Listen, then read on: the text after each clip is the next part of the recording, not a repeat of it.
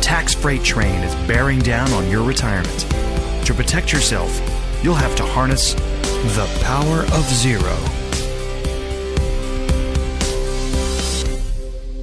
Welcome to the Power of Zero show. I am your host, David McKnight, best-selling author of The Power of Zero, Look Before You Lerp, The Volatility Shield, and most recently, Tax-Free Income for Life, all of which can be bought in single copies on Amazon or in bulk at davidmcknightbooks.com, where you can mix and match titles. If you're looking for someone to help you navigate all of the pitfalls that stand between you and the 0% tax bracket, head on over to davidmcknight.com. Happy to connect you with a member of our elite POZ advisor group, among the very best tax-free retirement specialists in the nation. They've been trained, vetted, qualified personally by me. If you are a financial advisor and are looking to level up your game, head over to powerofzero.com. You can opt in to a free 3-part video series, and at any point, set up a call with us. All right, today I am going to be re-airing an interview I had with Bill Bloom of Bloom Financial out of Chicago. And during this interview, we discussed my upcoming book, my thoughts on the next Great Depression, thoughts on hyperinflation and what could drive that. I was talking about the timing of Roth conversions as we come up towards the end of 2021. And then finally, what I would do if I were president of the United States. So sit back, relax, and take a listen to my interview with Bill Bloom. Welcome back to the Retire As You Desire podcast. And we have David McKnight, who is a legendary financial author in the financial world. And he is someone who I've been lucky enough to be in sessions with as strategic coach. And David, I actually saw you speak at MDRT. It might have been 2014, 2013. Yeah, up in Toronto, right? Yeah. In Toronto. And that was really a life-changing moment for me, being a young advisor at that time. And your talk changed the game for me. It really, really did. So I'm really grateful to have you on the show today. Oh, good. I'm glad that we can get this all lined up. And your first book that you wrote, The Power of Zero, how did you come up with this idea? How did you actually realize that here in America, there's tax issues and the tax train's going to be coming down the tracks, and I want you to elaborate on that. But how did you create your first book? Yeah, so that's an interesting story. As a financial advisor, I came up with a presentation that lasted about 5 minutes, and it involved 3 buckets: a taxable bucket, tax-deferred bucket, tax-free bucket. I would sit across from a client and say, "Look, Mr. and Mrs. Jones, you have most of your retirement savings in what we call the tax-deferred bucket. That's not the best place to have that money if we can agree that we're in a rising tax rate environment. So we just need to reposition that money to tax-free." So it was a little whiteboard presentation I created, and it took no longer than 5 minutes, right? And I think it sort of conveyed in a really simplistic way what we were trying to accomplish from a tax efficiency perspective. And of course, over the years, I'd say over the ensuing 15 years, that presentation got more and more honed and evolved, and it went from 5 minutes to well over an hour. And I would give that, people would ask me to give that presentation really all across the country. And I finally decided to commit. I said, "Hey, look, there's people who I won't ever be able to reach, people I won't ever be able to present to. There's got to be a way to reach those people." And I remember I was sitting through a presentation by Tom Heckna, and he gave a great presentation. And he said, "Look, for those of you who have clients or prospects who weren't able to be here today, I've got this presentation in book format. In fact, you can get it at the back of the room. There, it's $20 each or whatever." And I said this. It was sort of like it struck me to the very core, and I realized right there on the spot, I have to write the book version of my presentation. And it literally took me about 3 days to write the book. So it's like I was regurgitating my presentation onto the paper, and boom, I got a book. So it literally is that quickly that because I'd honed and evolved it, the language was already refined, and so I didn't have to put that much work into it. I sort of rounded it out, added a few things, and I had a book. And so I sort of threw it out on Amazon, crossed my fingers, hoped for the best, and people started to buy it. And here we are, let's see, gosh, almost 10 years later, maybe 9 years later. It's sold 300,000 copies, which of course has exceeded all of my wildest expectations. It spawned a movie, follow-up book, a few other books. So it's an interesting story. And I think that more and more people are writing books because it's a very, very interesting way to convey an idea and connect with the general public. Yeah, it really is. And it took you only 3 days to write the book. How is that possible? Yeah, it's, you just start writing down the words that you've been giving in these presentations. So the main gist of the material is already there. So you commit the first draft to the paper, and of course you're refining it over time.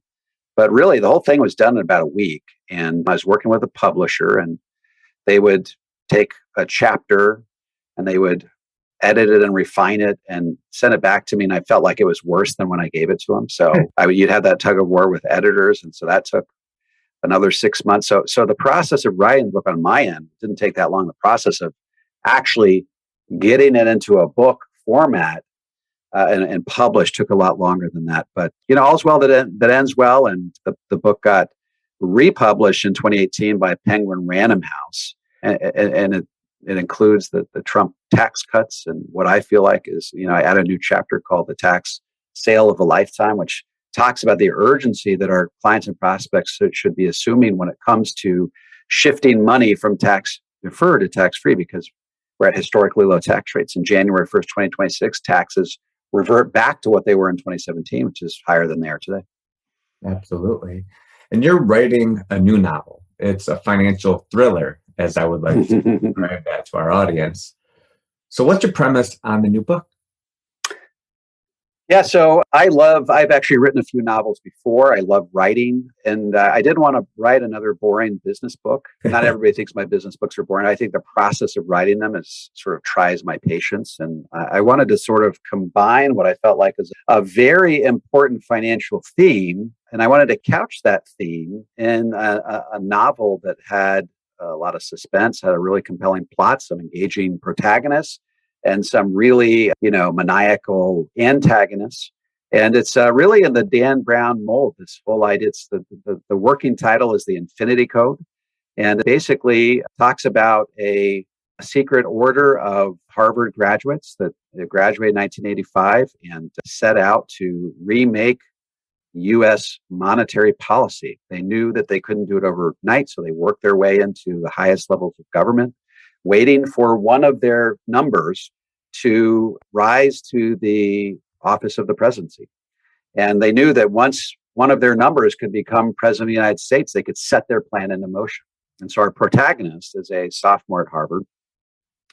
And he becomes, through a series of events, becomes aware of this plot. And he has to try to foil this plot. And the plot basically involves something that I like to talk about in my podcast a lot, which is modern monetary theory. Modern monetary theory is this idea that if debt is denominated in U.S. currency, then we can print as much money as we want, and we'll always have enough money to be able to pay the interest on that debt. So the idea is budgets don't matter. Debt doesn't matter. As long as you can print your own money, you can basically finance anything that you want. This sounds like a crazy concept, but there's actually members of Congress who espouse it. There's members of the high-ranking officials in this federal government who espouse it. There's a lady who actually shares the same literary agent as me by the name of Dr. Stephanie Kelton, who wrote a book called The Deficit Myth, where she basically says that the government doesn't have to operate by the same rules as the American household. The American household has a finite amount of money that flows through its budget. So they have to be smart about how they spend their money, how they allocate resources. The federal government doesn't operate by the same rules because they have the ability to print their own money. And so I interview a lot of economists for my podcast, and all of these economists basically agree that you cannot implement modern monetary theory without it ultimately leading to hyperinflation. In fact, there was a very famous poll that they took with 43 leading economists at a Chicago conference. And they said, what would be the invariable outcome of implementing modern monetary theory? And all 43 of the economists said, with 100% certainty, it would lead to hyperinflation. Does that stop these advocates for modern monetary theory from proposing its implementation? Not at all. And so I felt like this novel was a really interesting opportunity to help people understand what modern monetary theory was, what its implications are for our country. I mean, we've always been told in the classical economic model that you can, to solve your problems, you either have to increase revenue, reduce spending, or some combination of the two. It's just like any American household, that the government operates by the same rules.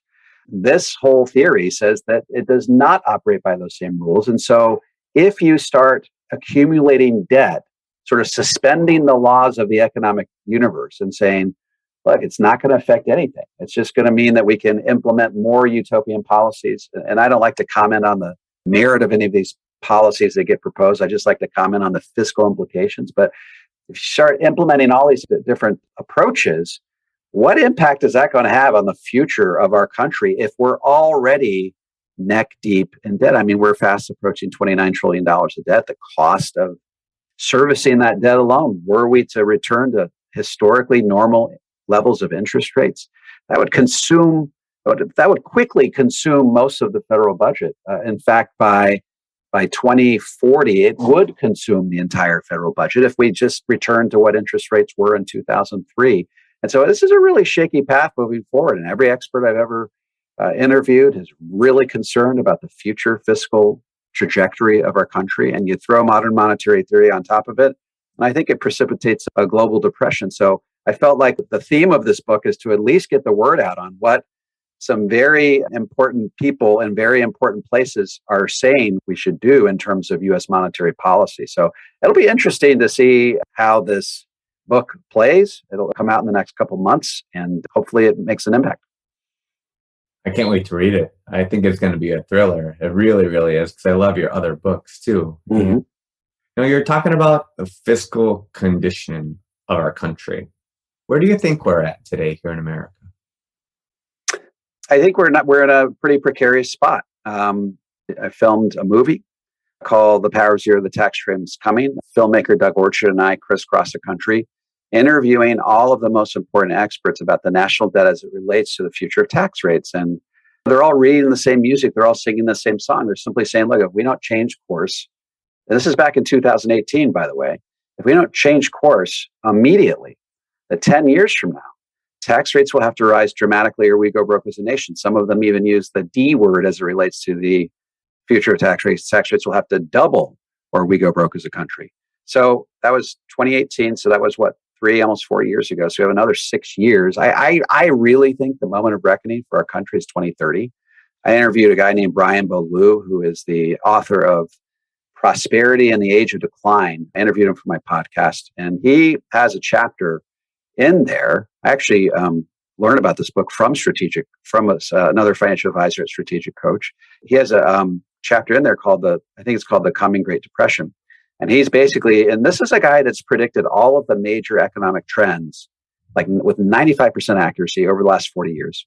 He says, look, come 2030, there's going to be a confluence of events, a perfect storm, if you will, that will combine to send us sort of spiraling into a depression, the likes of which we haven't seen since the Great Depression. It's a combination of the debt, the cost of Social Security, Medicare, Medicaid, all of these baby boomers that are leaving the workforce and moving on to the roles of these entitlement programs. All of this stuff is happening at once. It all hits the fan in 2030. And so I'm telling people to get their financial houses in order by 2030. There may be some red herrings along the way. The stock market might be doing great in the meantime, but that sort of belies the underlying condition of our country, which is frankly not very good at all.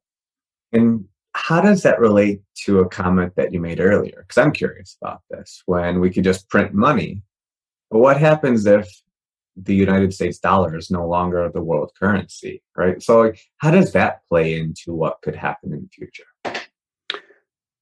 Well, I'll answer the question in two parts. Number one, I think that as bad as the dollar is, it's more stable than anything else. I mean, I was in a meeting where somebody asked the question, well, if the U.S. is not the reserve currency, in other words, if all of these transactions, these international transactions don't take place with the U.S. dollar, is there any currency out there, as bad as our currency is there anything else out there that is more stable than the U.S. currency? And nobody can come up with an explanation for, a reasonable substitute. So I don't think that's going to happen. The real issue is this. We know that Social Security, Medicare, Medicaid, all tied to inflation. They're tied to inflation by law. What does that mean? That means when inflation goes up, technically the cost of these programs also goes up. So if we try to print our way out of the problem of Social Security, Medicare, Medicaid, what that does is it causes inflation and increases the cost of these three programs commensurately. So it's like a dog chasing its tail. You print more money, the cost of these programs go up. You're never really able to pay for the increased expense. And so technically speaking, I interviewed Dr. Larry Kotlikoff out of Boston University, foremost expert in the world on what we call fiscal gap accounting. He's identified a fiscal gap of $239 trillion, which basically means in order to pay for Social Security, Medicare, Medicaid, interest on the national debt, we would have to have $239 trillion sitting in a bank account today, earning treasury rates to be able to basically deliver on everything that we've promised that we can't afford to pay. Wow. So that's a pretty big fiscal gap. So we have to ask ourselves the question, if the way to plug that fiscal gap is by printing money, if the modern monetary theorists think that we can print $239 trillion to be able to solve or plug the hole, if you will, in these three programs, I mean, they got another thing coming. You cannot, money is valuable because it's scarce. You print more of it, it becomes less scarce. You print 239 trillion more of it, then we got a real problem on our hands. Especially because we just printed 7 to get through this pandemic. And our current president, President Biden, he is trying to come up with new tax legislations because they have a big, a hole to fill from a tax standpoint. What do you see as good and or bad with the current Biden tax legislation? Well, I think that it's good that, with his signature legislation, which calls for a lot of different things that I think would help a lot of different Americans. Like I say, I try to stay apolitical when it comes to all this stuff. I don't discuss the merit of the programs. I just discuss the financial implications of the program. I think that he's sort of approached this in a semi-responsible way by simply saying, look, I propose all this stuff and I'm going to pay for it, right? So, and I'm going to pay for it by raising taxes on the wealthiest 1%. Any married couple making more than $450,000 is going to help foot the bill. So I think that's the good part. I think that's the approach. Now, there's been some efforts on their part to sort of get the legislation through before the Congressional Budget Office actually scores it, so that we know that it truly is a cost-neutral proposition. So the fact that they're so hasty in their efforts to get it through without going through that process makes me a little nervous. But here's the bottom line. The flip side of that is, yes, he's raising all of this revenue to pay for all these different things, but he's not addressing the elephant in the room. He's not addressing the underlying debt problem. So in other words, he's raising taxes on the wealthiest of Americans, but he's not taking that money and using it to pay down the debt. So he's not really arresting our slide into fiscal insolvency. And I think that's the big problem. People love these great spending programs because it curries favor with their constituencies, but it just snowballs the underlying fiscal instabilities. And so I think that's the big problem. Now, whether he can get any of this through, the tax increases or anything at this point, I think is a huge question mark. I mean, there's a lot of doubt as to whether he can. But so those are the two thoughts I have about what he is attempting to do. And I think a lot of that's going to really depend on the midterm elections next year and who's running what between the House and the Senate. That's going to have a big... Right. One of the issues is that politicians are very reluctant to really jam anything through in the lead up to midterms because they have to have a reckoning with their constituents. And if they do anything radical, and let's face it, what either party does tends to be radical because they're appealing to their wings. If they get anything radical through, the voters are going to remember that. So they're going to lose the centrists. They're obviously going to lose whoever's in the opposing party. And so they're almost assuring that they'll get voted out of office, particularly if they live in one of those centrist type districts.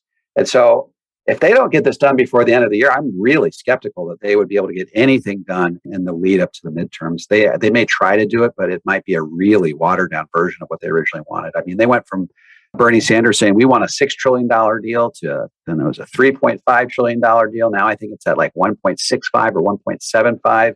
And even now, Joe Biden's not buying off, or not Joe Biden, Joe Manchin's not buying off on it.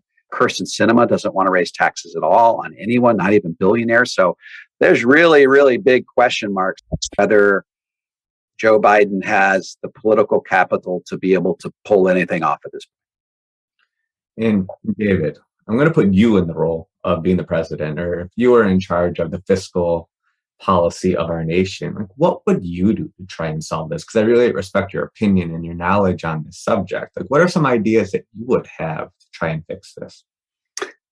I take a lot of pages out of the recent book by former Comptroller General of the federal government, David Walker. He wrote a book. I can't remember the name of it. Something to the effect of America in 2040, still a superpower. And he sort of has 5 different measuring sticks of what a superpower is. And he sort of weighs our trajectory against those standards and says, basically, if we keep on this course, we're not going to be a superpower. So what I would do, I think right out of the chutes, and this decision alone would sort of ensure that I would not get elected for a second term. I would fundamentally reform the programs that are driving the debt. Okay.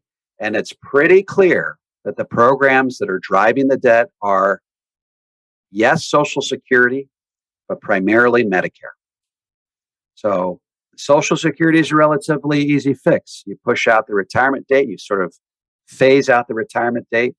Certainly the people that are retiring in the next 10 years, maybe you don't touch theirs at all. But for the younger people like you and me, maybe you push back the full retirement age to maybe 72 or 75, what have you. I think that solves a lot of the fiscal trajectory issues with Social Security. Medicare is a little bit of a stickier wicket. I mean, maybe you push back the retirement age or the age at which you qualify for Medicaid to 70 or even 75, possibly. Maybe people work a little bit longer before they slide under the rules of Medicare. So you have to do that. If you don't do that, okay, if as a president, I do nothing in that regard, then the national debt will grow by definition.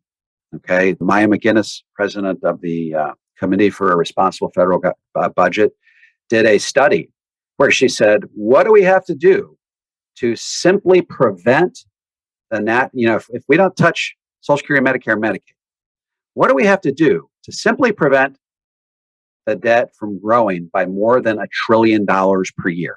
And they crunched the numbers and said, we would have to tax any dollar above $400,000 at 103%. Wow.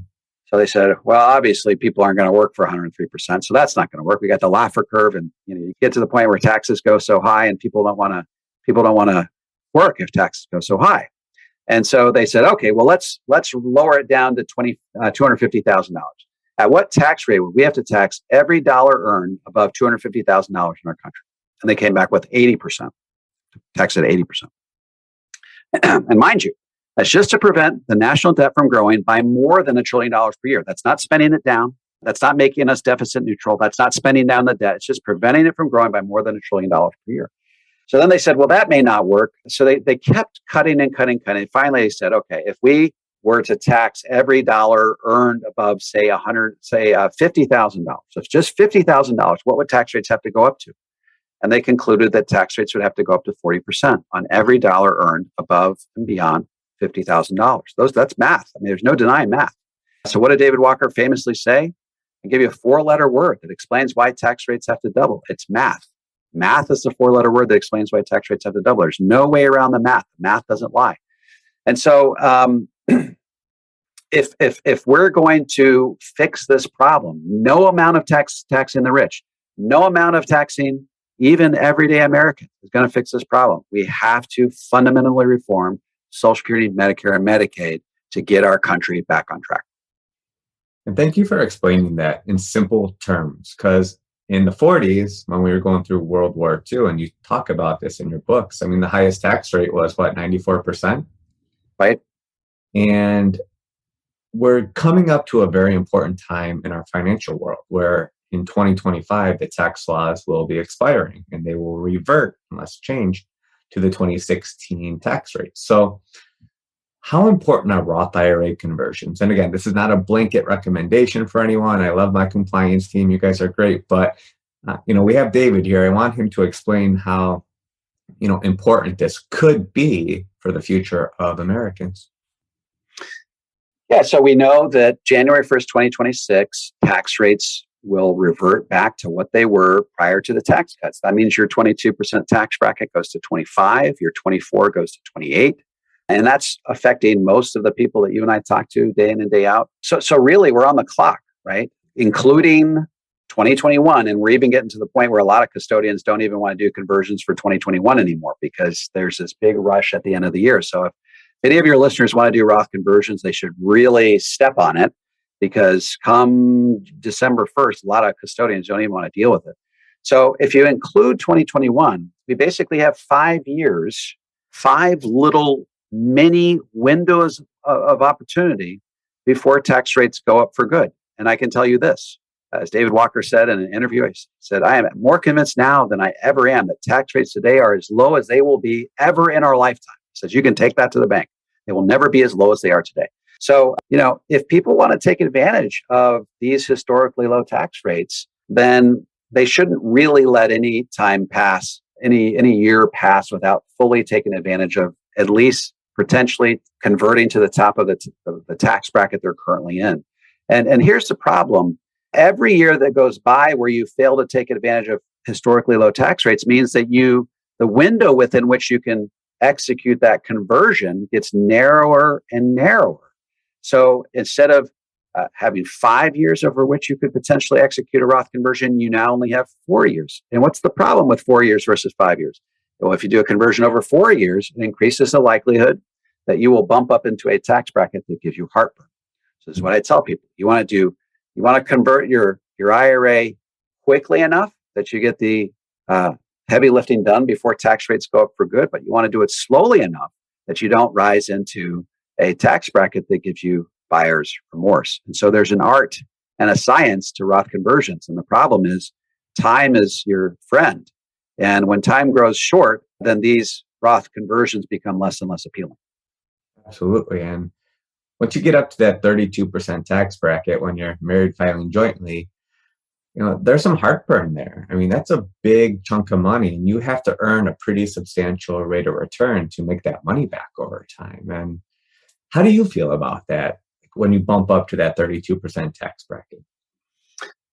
Well, I try to make this as simple for people as possible. I try to tell people, look, you have to be convinced that whatever tax rate you're paying today when you do a Roth conversion is going to be lower than what you would be forced to pay somewhere down the road. And if you pay a 22% today, you should really feel like that 22% is going to be lower than what you would pay were you to just wait until the IRS forced you to take the money out and pay tax rates at whatever they happen to be in the year you do it. So that's, to me, it's a really simple calculation. You can use all sorts of different calculators and how long until I make it up. But it really comes down to this. You take money out, you pay it at 22%. If tax rates were to somehow go down in the future, then you made a bad move. However, if tax rates down the road are even 1% higher, then I think it made sense. And that's great. Great advice. Thank you so much. And David, you've been a treat to be on the show today. I'm really, really grateful that we have some time to spend together again. And again, please tell our listeners the name of your new book. When is it coming out and where can they buy it? The working title, and this is always subject to change. The working title is The Infinity Code. And it's going to be the next 3-4 months. And you can buy it certainly on Amazon or wherever you find books. Beautiful. We will definitely add the link to the show when it's available. And thank you again for being a guest. Very grateful for our time today. And thank you to the listeners for tuning in to the Retire As You Desire podcast. Thanks again. Thanks, Bill. Thanks, Bill. I appreciate it. All right, folks. So that's the show for today. Appreciate you listening in. Once again, if you need help navigating all of the issues we discussed in this podcast, head over to davidmcknight.com. Like I said at the beginning of the podcast, we're more than happy to connect you with a member of our elite POZ advisor group, trained, vetted, qualified personally by me. And if you are a financial advisor, head over to powerzero.com and set up a chat with us. And if you would like to follow me on Twitter, you can do so at McKnight & Co., at McKnight & Co. I do periodically post my latest articles on there and other thoughts and comments and insights on what's happening in the world of retirement. All right, folks, that's it for this week. We look forward to chatting with you same time next week.